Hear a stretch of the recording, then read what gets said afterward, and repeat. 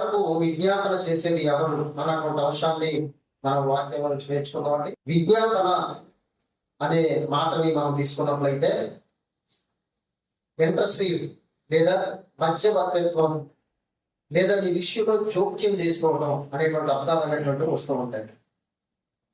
అంటే నీ విషయాన్ని ఇంకొకరికి విన్నవించడం అనేటువంటి విషయాన్ని అనేటువంటి అర్థాలు వస్తూ ఉంటాయి.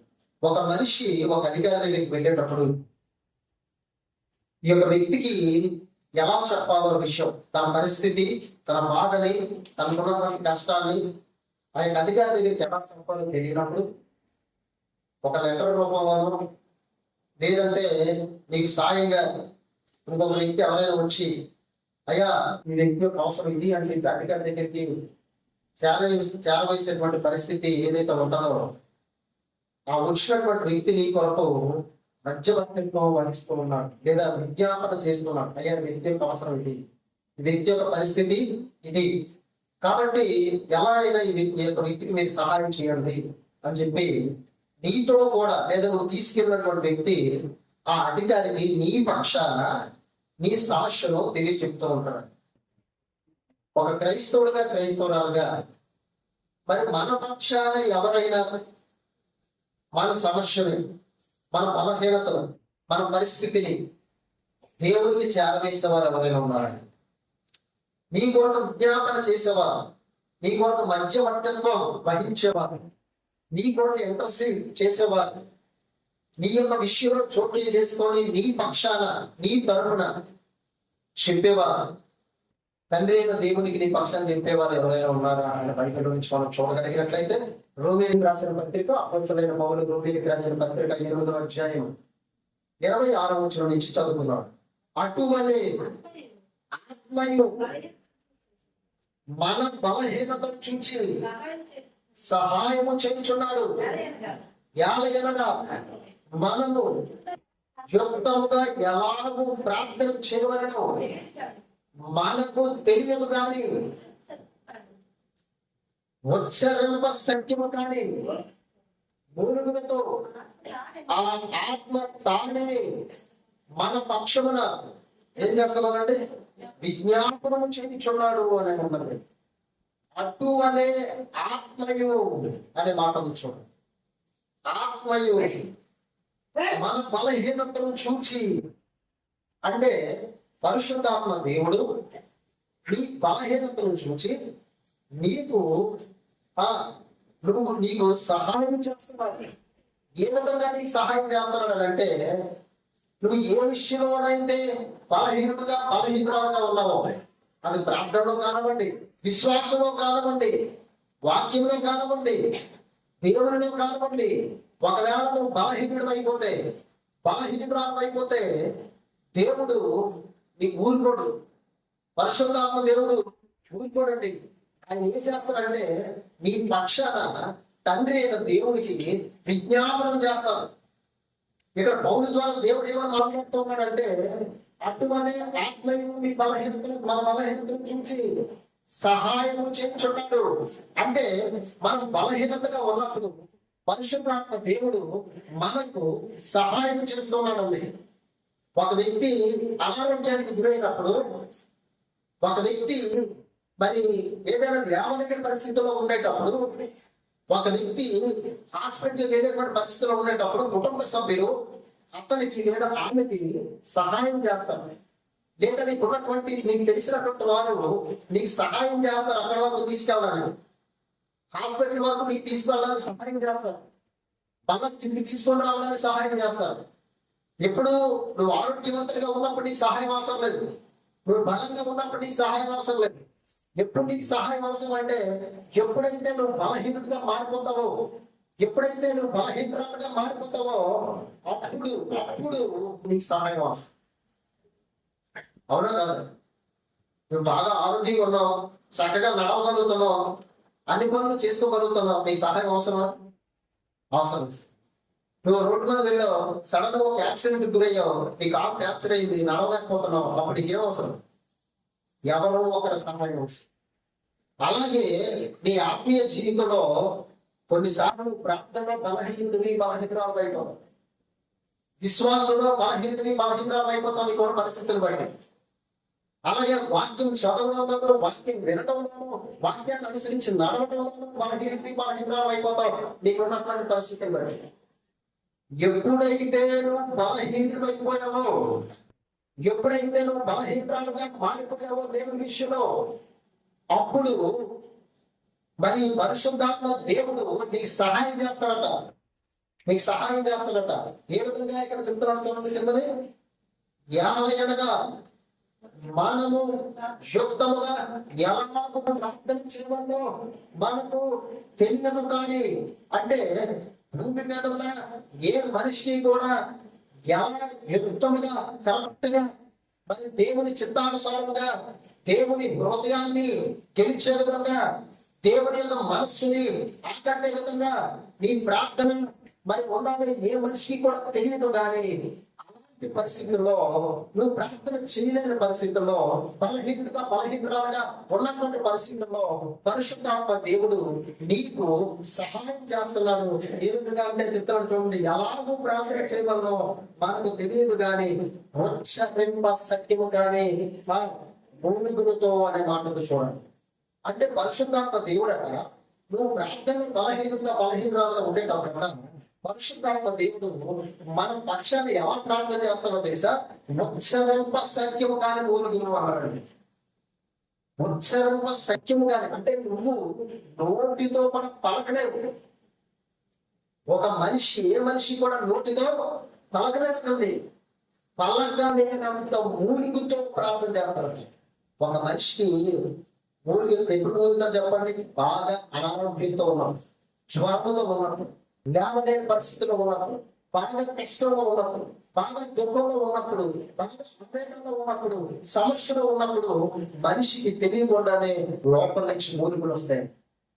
కానీ ఇక్కడ పరిశుద్ధాత్మ దేవుడట నువ్వు బలహీనంగా ఉండడం చూసి, నువ్వు ప్రార్థనలో బలహీనరాలుగా ఉండడం చూసి సహాయం చేయడానికి నీ దగ్గరికి వచ్చి నీ పక్షాలు ఏం చేస్తాడంట తెలుసా?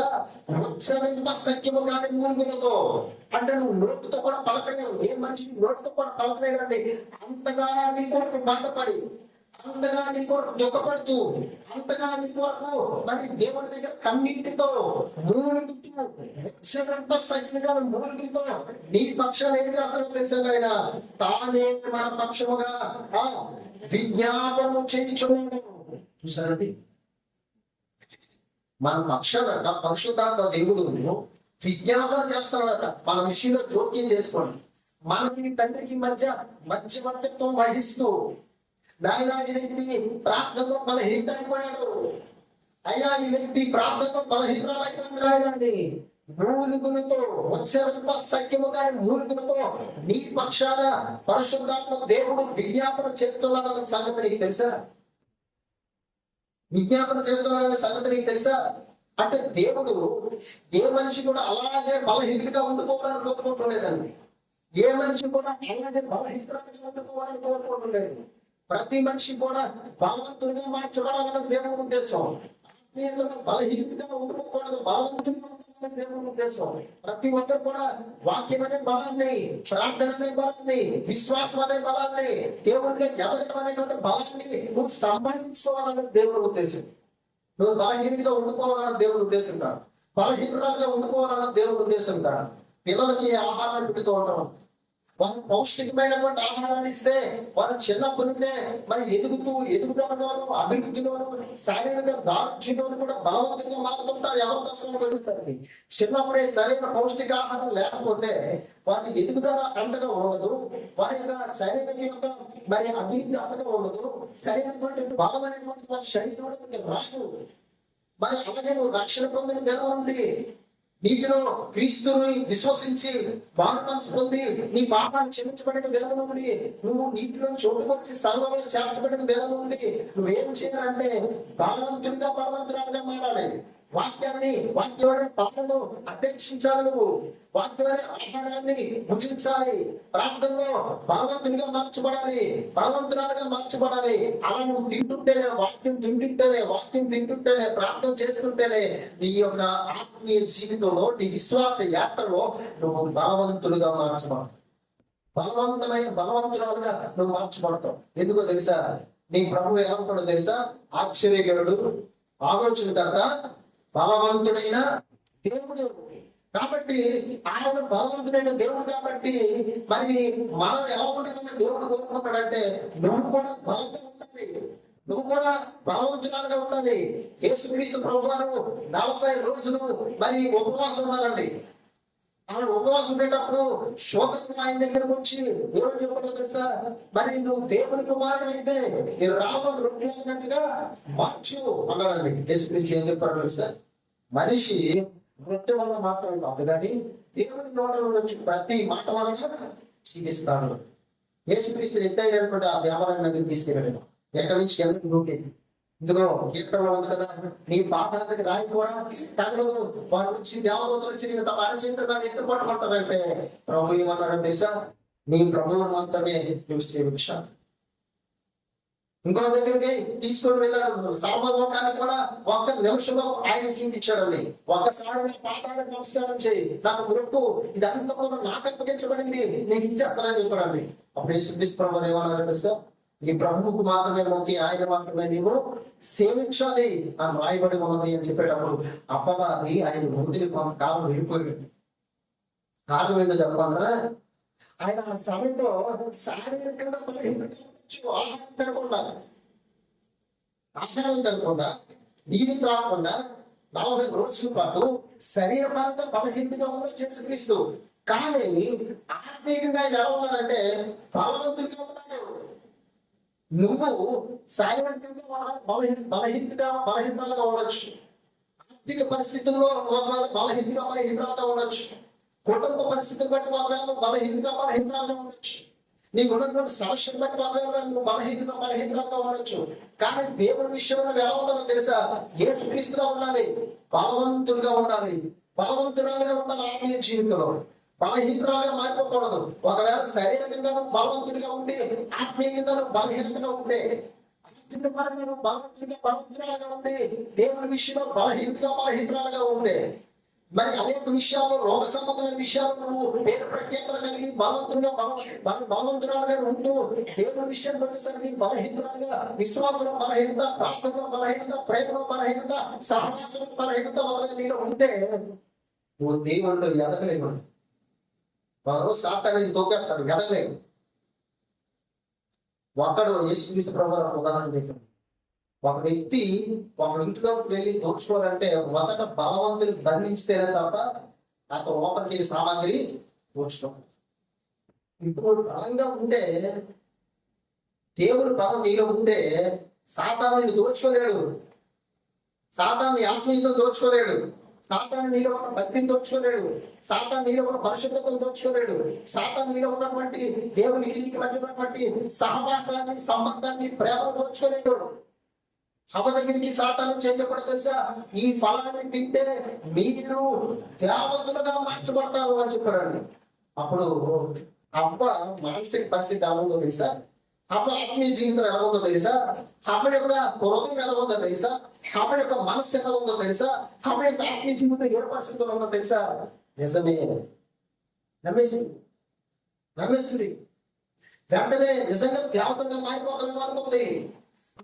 తీసుకోవడం అక్కడే తినేసింది. తనతో పాటు తన భర్త ఆహారం కూడా పండించింది, అక్కడ కూడా తినేశాడు. దీని అర్థం ఏంటంటే వారు శారీరకంగా బాగానే ఉన్నారు, కానీ ఆత్మీయ జీవితం ఎలా ఉంది? బలహీనంగా ఉన్నారు. ఇక్కడ దేవుడు ఏమైనా మాట్లాడుతున్నాడు తెలుసా?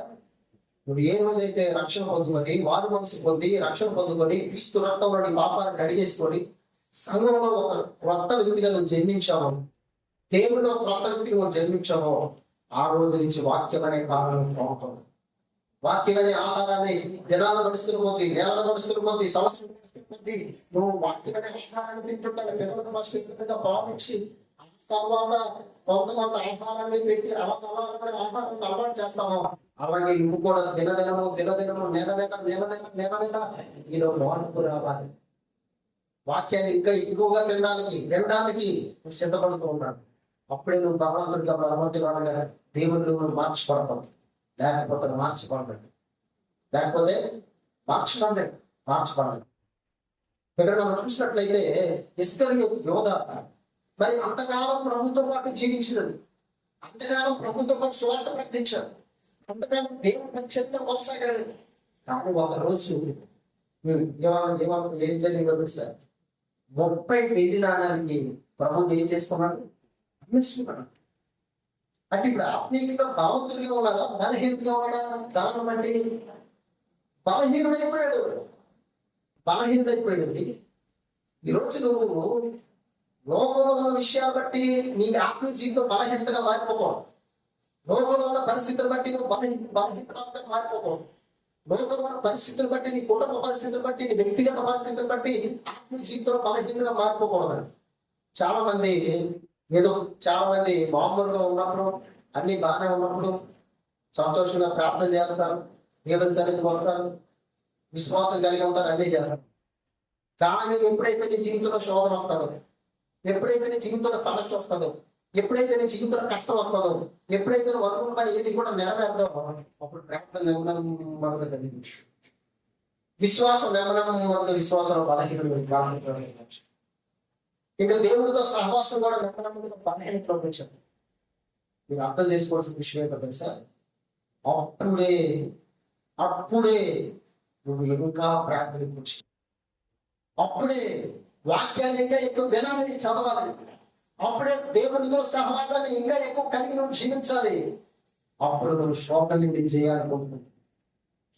ఒకవేళ అలా కాకుండా ఎంత శోధన ఉంది కదని, ఎంత మానసిక వ్యాధం ఉంది కదని, ఎంత శ్రమ ఉంది కదని, ఆర్థిక పరిస్థితులు బాగులేవు కదని, మరి వాటి మీద నీ మనసు నిగ్రహించి అసలు దేవుని మీద, వాక్యం మీద, ప్రార్థన మీద నువ్వు కలిగి ఉండలేకపోతే ఒక రోజు నువ్వు ఆత్మీయంగా చనిపో. శారీరకంగా బ్రతుకున్నా ఆత్మీయంగా ఏమైపోతాం? ఆత్మీయంగా చనిపోతాం. కానీ ఈరోజు దేవుడు మీ పక్షాన్ని ఏం చేస్తాడో తెలుసా? మోక్ష సత్యము కానీ మూలికలతో విజ్ఞాపన చేస్తాడండి. నీ భర్త నీ కోసం ఒకవేళ అంత ప్రార్థన చేయకపోవచ్చు, నీ భార్య కష్టంలో బాధలో ఉన్నప్పుడు నీ కోసం అంత ప్రార్థన చేయలేకపోవచ్చు, నీ పిల్లలు అయ్యో నా తండ్రి ఎంత కష్టంలో ఉన్నాడు కదా, నా తండ్రి ఎంత కష్టంలో ఉంది కదా, వాళ్ళు నీ కోసం మోకరించి వారు ప్రార్థన చేయలేకపోవచ్చు. కానీ దేవుడు, పరిశుద్ధాత్మ దేవుడు నీ పక్షాన నీ సహాయం చేస్తూ నీ పక్షాన ఏం చేస్తాడు తెలుసా? మోక్ష సత్యము కానీ మూలికలతో, అంటే నువ్వు కూడా ఎప్పుడు నొప్పుతో అలాంటి మూర్తిని ఉపయోగించిన దేవుని దగ్గర అంత మురుగునితో, అంత బాధపడుతూ, అంత దుఃఖపడుతూ, అంత కన్నీరు కాలుస్తూ, అయ్యా ఈ వ్యక్తిని రక్షించిన ఆయన, అయ్యా ఈ వ్యక్తిని కాపాడుకున్నా, అయ్యా ఈ వ్యక్తిని బ్రతికించిన ఆత్మీయ స్థితిలో ఆయన నీ కోసం ప్రార్థన చేసే వ్యక్తి, విజ్ఞాపన చేసే వ్యక్తి పరిశుద్ధాత్మ దేవుడు. అందుకే దేవుడు ఏం చెప్పాడు తెలుసా? ఆత్మను ఆత్మతో పరిశుద్ధాత్మను దుఃఖపరచొద్దు అని చెప్పాడు. ఎందుకో తెలుసా? నీ కోసం ఆయన దుఃఖపడతాడు, ఆయన దుఃఖపెట్టడం, ఆయన బాధపరచకూడదు. ఎందుకో తెలుసా? నువ్వు నిజంగా బలహీనంగా ఉన్న టైంలో నీకు సహాయం చేసే ఆత్మీయ స్థితిలో ఎవరంటే పరిశుద్ధాత్మ దేవుడు. మనం అనుకుంటాం ఏంటి నీ సమస్య నాకు, ఏంటి నీ బాధ నాకు, ఏంటి ఎంత అనారోగ్యం నాకు, ఏంటి ఎంత కష్టం నాకు, నా కుటుంబంలో ఏంటి ఎంత ఆర్థికపరమైనటువంటి ఒడిదుడుకులు అని చెప్పి నువ్వు బాధపడతావు. అనేక సార్లు ఎంతో కృంగిపోయినటువంటి పరిస్థితుల్లో జీవించవచ్చు. కానీ దేవుడు నీ పక్షాన్ని విజ్ఞాపన చేస్తాడు, నీ పక్షాన్ని ప్రార్థన చేస్తున్నాడు, నీ పక్షాలు దేవుడు తండ్రి దగ్గర మొరపెడుతున్నాడు. ఏదో చదువుదామండి 27 మరియు హృదయమును పరిశోధించువాడు ఆత్మ యొక్క మనస్సు ఎరుగును ఎలయనగా ఆయన దేవుని చిత్త ప్రకారము పరిశుద్ధుల కొరకు విజ్ఞాపనము చేయించున్నాడు. ఏం జరుగుతుందంటే మనం చూసినట్లయితే హృదయాలను పరిశోధించే వాడు, పరిశోధించేవాడు ఆత్మ యొక్క మనసు ఎరుగును, అంటే పరిశుద్ధ హృదయాన్ని ఎవరు పరిశోధిస్తారు? తండ్రి దేవుడు. మరి ఆత్మ యొక్క మనసు తెలుసు, అంటే ఎలాంటి మనసుతో ప్రార్థన చేస్తున్నాడు పరిశుద్ధాత్ముడు, ఎలాంటి మనసుతో ఇంకొక పక్షాన్ని విజ్ఞాపన చేస్తున్నాడు అనే విషయాలు తండ్రి దేవుడు గమనించి ఏం చేస్తున్నట్టు ఆయన దేవుని చిత్త ప్రకారం పరిశుద్ధులందరి కొరకు విజ్ఞాపన చేస్తాడు. అంటే పరిశుద్ధాత్మ దేవుడు ఏం చేస్తాడు? ప్రతిరోజు విజ్ఞాపన చేస్తూనే ఉన్నాడు. ప్రతిరోజు నీ పక్షాన్ని విజ్ఞాపన చేస్తాను, నీ కుటుంబ పక్షాన్ని విజ్ఞాపన చేస్తాను, నీ సంఘం పక్షాన్ని విజ్ఞాపన చేస్తాను. ప్రతిరోజు ఆయన విజ్ఞాపన చేయబట్టే నువ్వు ఈ రోజు ఇంకా దేవుని సన్నిధికి వస్తావు. ఆయన విజ్ఞాపన చేయబట్టే ఇంకా కాస్త కోస్త విశ్వాసంలో ఉన్నాం. ఆయన ఇంకొక విజ్ఞాపన చేయబట్టే దేవుడి మాటలు కొన్నైనా ఆలోచించగలుగుతాం. ఆయన విజ్ఞాపన చేయబట్టే కొంతవరకు అయినా ఆయన స్థుతించగలుగుతాం. అర్థమైందండి? ఇంకొక ఆయన విజ్ఞాపన చేస్తున్నారు. ఇంకొక సందర్భం కూడా చూద్దాం. అపోస్తలుడైన పౌలు హెబ్రీయులకు రాసిన 7వ అధ్యాయం 23వ వచనం నుంచి చదువు. మరియు ఆ యాజకులు మరణము పొందుట చేత ఎల్లప్పుడూ ఉన్న సాక్ష్యముగానుండున అనేకులైన కానీ ఈయన నిరంతరము ఉన్నవాడు కనుక మార్పు లేని యాజకత్వం కలిగిన వాడాయను. ఈయన తన ద్వారా దేవుని యొక్కకు వచ్చి వారి పక్షమున విజ్ఞాపనము చేయుటము నిరంతరము జీవించుతున్నాడు కనుక వారిని సంపూర్ణంగా రక్షించుటకు శక్తిమంతుడై ఉన్నాడు. పాత నిబంధనలో దేవుడు యాజకుల్ని ఏర్పాటు చేశాడు. అలాగే ప్రధాన యాజకులు కూడా దేవుడు ఏర్పాటు చేశాడు. యాజకుడి యొక్క పని ఏంటంటే ప్రజల పక్షాన దేవునికి పనులు అర్పించడం, ప్రజల పక్షాన ప్రార్థన చేసి కోపం వేయడం, ఇది యాజకుడి యొక్క పని. క్రొత్త నిబంధనకు వచ్చేసరికి ప్రభువుని యేసుక్రీస్తే తన శరీరం ద్వారా బలర్పించి మరి ప్రధాన యాజకుడు కదా యాజకత్వాన్ని, సంపూర్ణ యాజకత్వాన్ని ప్రభు యేసుక్రీస్తు పొందుకున్నారు. అయితే ఇక్కడ మనం చూసినట్లయితే 25వ వచనంలో ఈయన దేవుని యొద్దకు వచ్చి వారి అనే మాట వచ్చినాం. అంటే ఏదైతే యేసుక్రీస్తునందు విశ్వాసం వచ్చి ఆయన ప్రభువుగా ఒప్పుకొని రక్షకుడిగా హృదయం అంగీకరించి ప్రభువు నీ కొరకు నీ పాపముల నిమిత్తం మృతి పొంది తిరిగి తెచ్చాడని హృదయంలో విశ్వసించి ఏదైతే తండ్రి యొక్క కుమారుని యొక్క పరిశుద్ధాత్మ యొక్క నామంలో బాప్తిసం తీసుకున్నాడో ఆయన ద్వారా వచ్చి వారి పక్షానట యేసుక్రీస్తు ఏం చేస్తున్నాడు తెలుసా? విజ్ఞాపనం చేయడం నిరంతరము జీవించుతున్నాడండి. ఎంతకేమో పరిశుద్ధాత్మ దేవుడు నీ కొరకు విజ్ఞాపనం చేయడం చూసావు, ఎక్కడికి వచ్చేసరికి ఏమో ఎవరు నీ కోసం విజ్ఞాపన చేస్తున్నారంటే ఇంకొక ఆయన కూడా నీ కోసం విజ్ఞాపన చేస్తున్నారు. ఆయనే ప్రభు అయిన యేసుక్రీస్తు నీ కోసం ఇద్దరు ప్రార్థన చేస్తారు. నీకోసం ఇద్దరు విజ్ఞాపన చేస్తున్నారండి. పరిశుద్ధాత్మ ఒకటి ఇద్దరు విజ్ఞాపన చేస్తున్నారు నీ కొరకు. ఇద్దరు ప్రార్థన చేస్తున్నారు బలహీనులుగా ఉన్నప్పుడు. ఇద్దరు నీకు సహాయం చేస్తున్నారు బలహీన స్థితిలో నువ్వు జీవిస్తున్నప్పుడు. ఒకరు పరిశుద్ధాత్మ అయితే ఇంకొకరు యేసుక్రీస్తు. విజ్ఞాపన నిరంతరము జీవించుతున్నాడు ఆయన. అంటే నిరంతరము నీ కొరకు విజ్ఞాపనం చేస్తూనే ఉన్నాడు యేసుక్రీస్తు. నిరంతరము నీ కొరకు విజ్ఞాపన చేస్తున్నాడు. ఒకరేమో పరిశుద్ధాత్మ అయితే నీ కొరకు విజ్ఞాపన చేసేవారు ఇంకొకరు యేసుక్రీస్తు. చూసారండి ఎంత గొప్ప విషయం, ఎంత గొప్ప విషయం.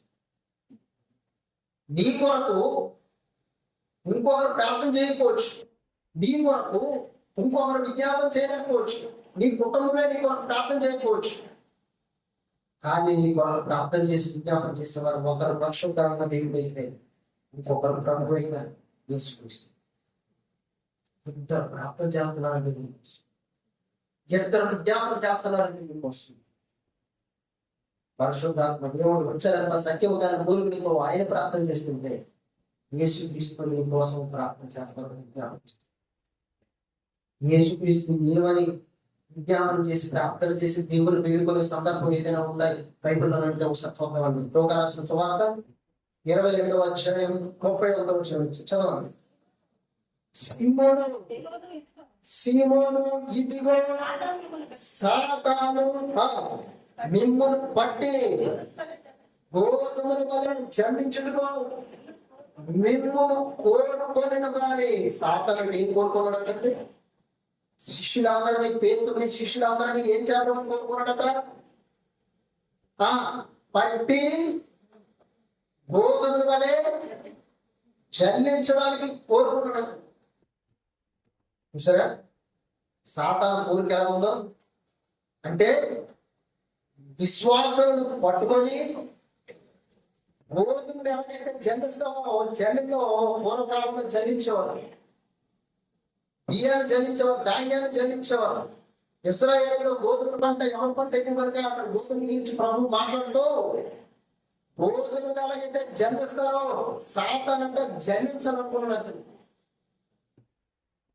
ఎవడు బియ్యం వేసాం అండి జల్లిట్లో, ఏదో ధాన్యం వేసాం అనుకోండి, జల్లిస్తున్నాం అనుకోండి, ఆ ధాన్యానికి ఆ జల్లికి ఒక ప్రజలు తగులుతుందో తగులుతా. బియ్యం చేపలు వేసాం, చెరుకుతాం, బియ్యానికి ఆ చేప యొక్క ప్రజలు తగులుతుందో తగులుతుంది, ధాన్యానికి తగులుతుంది, గోధుమలకి తగులుతుంది. ఇప్పుడు జల్లిట్లేసి నేను జల్లిస్తున్నానికి అర్థం ఏంటంటే అన్ని విధ శోధనలు, అన్ని రకాల శోధనలు నీ మీద కలుగు చేస్తారు, అంత రకమైన ప్రెషర్ నీ మీద కలుగు చేస్తారు, అన్ని రకాల ప్రెషర్ నీ మీద కలుగు చేస్తారు. అది అనారోగ్యపరమైన ప్రెషర్ కావచ్చు, లేదా కుటుంబపరమైన ప్రెషర్ కావచ్చు, పిల్లల పరమైన ప్రెషర్ కావచ్చు, ఆర్థికపరమైన ప్రెషర్ కావచ్చు, నీ వృత్తిపరమైన ప్రెషర్ కావచ్చు, అనేక విధమైన ప్రెషర్ నేను కలుగు చేసి నిన్ను చలించి ఉరికిద్దాం అనుకున్నాడు. వాళ్ళ ఉరికిద్దాం అనుకున్నాడు కానీ శిష్యుడు కోరుకున్నాడట. అప్పుడు దేవుడు యేసుక్రీస్తు ఏమన్నారు చూడండి కింద, చూసారండి, నీ నమ్మిక తప్పిపోకుండానట్లు ఏం చేశాడంటే యేసుక్రీస్తు, నీ నమ్మిక తప్పిపోకుండానట్లు నేను నీ కొరకు వేడుకొంటిని. అంటే పేతురు విషయంలో ప్రభువు తండ్రి అయిన దేవుడికి విజ్ఞాపన చేశాడండి, వేడుకున్నాడు. ఎందుకోసం వేడుకున్నాడంటే పేతురులో అవిశ్వాసం రాకుండా వేడుకున్నాడు, నమ్మకాన్ని తప్పిపోకుండా వేడుకున్నాడు. ఈ రోజు నువ్వు కూడా ఒకవేళ అలాంటి పరిస్థితుల్లో ఉంటే నీ నమ్మిక కూడా తప్పిపోకుండా నీ కొరకు నీ ప్రభువు వేడుకుంటున్నాడు, తండ్రిని విజ్ఞాపన చేస్తున్నాడు. నీకున్న శోధన బట్టి, సాక్షిని బట్టి కొన్నిసార్లు నువ్వు విశ్వాసాన్ని కోల్పోయే పరిస్థితుల్లో నువ్వు ఉంటే ప్రభువా తండ్రి ఈ కుమారుడు యొక్క నమ్మిక తప్పిపోకుండా కాపాడు, ఈ కుమార్తె యొక్క నమ్మిక తప్పిపోకుండా కాపాడు అని నీ ప్రభువు నీ కొరకు విజ్ఞాపన చేస్తున్నాడు. ఆ రోజు పేతురికి నమ్మిక తప్పిపోకుండా పేతురి విషయంలో విజ్ఞాపన చేసినట్టు ఆయన ఈ రోజు నీ విషయంలో ఆయన ద్వారా వచ్చిన వారి పక్షాన ఆయన ఏం చేసేవాడు ఉన్నాడంటే విజ్ఞాపన చేసేవాడు ఉన్నాడు. నీ పక్షాన నీ ప్రభు విజ్ఞాపన చేస్తున్నాడు. ఆ సంగతి నువ్వు తెలుసుకోవాలి. నువ్వు చక్కగా ప్రార్థన చేయకుండా పడుకుంటున్నావు, లేదా నీ సమస్య ప్రార్థన చేయలేదు కదా, నువ్వు వెంటనే ఏం గమనించాలో తెలుసా? అరే ప్రార్థన చేయకుండా నేనేమో పడుకుంటున్నాను సోమర్థంతో బద్దకించి నేను ప్రార్థన చేయలేకపోతున్నాను, లేదా సమస్యలు ఉన్నాయని చెప్పి వాటి మీదే ఆలోచన కలిగి వాటి మీద తలంపులు కలిగి నేను ప్రార్థన చేయలేకపోతున్నాను. కానీ నా కొరకు ఇద్దరు ప్రార్థన చేస్తున్నాను. పరిశుద్ధాత్మ దేవుడు నా కోసం విజ్ఞాపన చేస్తాను. నా ప్రభువు యేసుక్రీస్తు నా కోసం విజ్ఞాపన చేస్తాను, ప్రార్థన చేస్తాను. వాళ్ళు నా కోసం ప్రార్థన చేస్తుంటే నేను సోమరిగా పడుకుంటాను. వాళ్ళు నా కోసం విజ్ఞాపన చేస్తుంటే నేను బద్దకస్తురాలుగా నేను జీవిస్తాను. అది వెంటనే నేను నేర్చిన ఎలాంటి సిచ్యువేషన్ లో ఉన్నా సరే, ఎలాంటి పరిస్థితుల్లో ఉన్నా సరే నువ్వు కూడా వెంటనే నేర్చి ప్రార్థన చేయాలి. ఎక్కడ ఇద్దరు ముగ్గురు కలిసి నా నామమున ప్రార్థన చేస్తారో వాళ్ళ మధ్యలో నేను ఉంటాను. ఇప్పుడు నువ్వు విజ్ఞాపన చేస్తున్నావు అనుకో, నువ్వు ప్రార్థన చేస్తున్నావు అనుకో, నీ పక్షాన విజ్ఞాపన చేసేది మొట్టమొదటి ఎవరని చెప్పుకున్నావు? పరిశుద్ధాత్మ దేవుడు. అంటే ఇప్పుడు మీరిద్దరు ఎవరు? మీరు ఇద్దరు. అప్పుడు ఎవరి సంగతి అక్కడ ఉంటుంది? యేసుక్రీస్తు సన్నిధి అక్కడ ఉంటుందండి. అప్పుడు మీ ముగ్గురు ఎక్కడ ఇద్దరు ముగ్గురు కలిసి నా నామమును బట్టి ప్రార్థన చేస్తున్నాను, నేను అక్కడ ఉంటానని చెప్పాడు. అంటే నువ్వు లేచి మోకరించి ప్రార్థన చేస్తుంటే నీ పక్షాన పరిశుద్ధాత్మ దేవుడు అప్పటికే నీ పక్షాన విజ్ఞాపన చేస్తుంటే మీరు ఇద్దరు అయ్యారు. యేసుక్రీస్తు సన్నిధి అక్కడికి వచ్చింది. నీ పక్షాన వారిద్దరు కలిసి ప్రార్థన చేస్తారు. నీ పక్షాన ఇద్దరు కలిసి ప్రార్థన చేస్తారు. ఇప్పుడు ముగ్గురు ప్రార్థన చేసి 2 పేటలు తాడు 3 పేటలు తాడు అంత త్వరగా తెగిపోతుంది. అప్పుడు మీ ప్రార్థన బలంగా. అలాగే మీ కుటుంబ జీవితాల్లో మొత్తం కలిసి ప్రార్థన చేయగలిగితే ఆయన ప్రార్థన బలంగా ఉంది. అలాగే ఒకవేళ ఈ పిల్లలకు ఒకవేళ ఏకీభవించడం ప్రార్థన చేయగలిగితే ఆయన ప్రార్థన బలంగా ఉంది. అటువంటి ప్రార్థన బలంగా ఉంటుంది. దానికి తోడు పరిశుద్ధాత్మ దేవుడికి సహకారిగా ఇందులో ఈ పక్షాల ప్రభువుని యేసుక్రీస్తు ప్రార్థన చేసినట్టు విజ్ఞాపన చేస్తున్నాడు. ఒక మనిషి ఎప్పుడైతే ప్రార్థనలో విశ్వాసంలో బలహీనంగా మారిపోతారో నీ ప్రభువు వెంటనే నీకు ముద్రేడు. నీ ప్రభు వెంటనే నీకు మర్చిపోడు. నీ పక్షాన్ని ప్రార్థన చేస్తాడు, విజ్ఞాపన చేస్తాడు, ప్రార్థన చేస్తాడు. కాబట్టి ఇక్కడ వచ్చేసరికి పేతుని ఏం తప్పించేద్దామని సాతాను ప్లాన్ చేశాడు. జలిస్తున్నప్పుడు జలించడానికి ఏం తప్పించేద్దాం ప్లాన్ చేశాడు సాతాను. నమ్మిక విశ్వాసాన్ని తప్పించేద్దాం అనుకున్నాడు. కానీ ప్రభువు పక్షాన్ని ప్రార్థన చేసి నీ నమ్మిక కూడా సాతాను అనేసారి తప్పించడానికి చూడండి. నువ్వు కూడా విశ్వాసంలో బలహీనుడుగా మార్చబడిపోయే పరిస్థితిలో వచ్చేసినట్టు, నువ్వు కూడా విశ్వాస జీవితంలో బలహీనురాలుగా మార్చబడిపోయే పరిస్థితిలో వచ్చినాయి. అప్పుడు పక్షాన్ని ఒకవైపు పరిశుద్ధాత్మ, ఒకవైపు యేసుక్రీస్తు, ఒకవైపు పరిశుద్ధాత్మ దేవుడు, ఇంకొకవైపు యేసుక్రీస్తు నీ పక్షాన్ని విజ్ఞాపన చేస్తా సంగతులు తెలుస్తుంది. నువ్వు ఎప్పుడైతే బలహీనరాలుగా మార్చమని ఉండవో ఏ పరిస్థితులు బట్టేదో నీ పక్షాలు ఇద్దరు ప్రార్థన చేస్తున్నారు సంగతి వెంటనే నీ జ్ఞాపకం ఎక్కడి నుంచే జ్ఞాపకం నా పక్షాన ప్రభు విజ్ఞాపన చేస్తున్నాడు, నా పక్షాన పరిశుద్ధాత్మ దేవుడు విజ్ఞాపన చేస్తున్నాడా అని వెంటనే ఈ విషయం కూడా మోకరిస్తాడు. అప్పుడు నువ్వు బలవంతుడిగా మార్చావు, బలవంతురాలు ఆత్మీయ జీవితంలో మార్చబడతావు. దేవుడు ప్రార్థన చేసుకుంటున్నాడు కదా, మనకి ఎందుకు ప్రభుత్వం ప్రార్థన చేసుకుంటున్నాడని బైబిల్లో చెప్పాడు కదా. పరిశుద్ధాత్మ మన పక్షం వచ్చరపసాకి ఆయన ప్రార్థన చేస్తున్నాం. మనకని మన పడుకున్న కొన్ని రోజులు ప్రార్థన చేస్తాను నీకోసం. నువ్వు మరీ లేచి మోకరించి ప్రార్థన చేయలేదు అనుకో, ఒకరోజు ఏమైపోతావు తెలుసా? ఏమైపోతావు? ఆత్మీయ స్థితిలో పూర్తిగా చచ్చిపో. ఆత్మీయ స్థితిలో ఏమైపోతావు? పూర్తిగా చంపా. కాబట్టి నీ దేవుడు నిన్ను విడవడు, ఘనమైన దేవుడు. అంటే నువ్వు బలహీనుడుగా ఉన్నావు, బలహీనురాలుగా ఉన్నప్పుడు దేవుడు నేను విడిచిపెట్టాడు. నేను విడవకుండా నీ పక్షాన్ని ఆయన విజ్ఞాపన చేస్తాడు, నేను విడవకుండా నీ పక్షాన్ని ఆయన ప్రార్థన చేస్తాడు. ఆ సంగతి నువ్వు తెలుసుకోవాలి. క్రైస్తవులు నువ్వు తెలుసుకోవాలి విషయం. నీ దేవుడు అంత గొప్పవాడు. నీ పక్షాన ఉత్సాహంగా ముందుతో, దుఃఖంతో, బాధతో, కన్నీటితో తండ్రి దేవుడు నేను అంత ప్రేమిస్తున్నాడు. దేవుడు యేసుక్రీస్తు నేను ఎంత ప్రేమిస్తున్నాడు, పరిశుద్ధాత్మ దేవుడు నేను ఎంత ప్రేమిస్తున్నాడు సరే ఆలోచించు. దేవుడు పక్షాన విజ్ఞాపనం చేసే దేవుడు.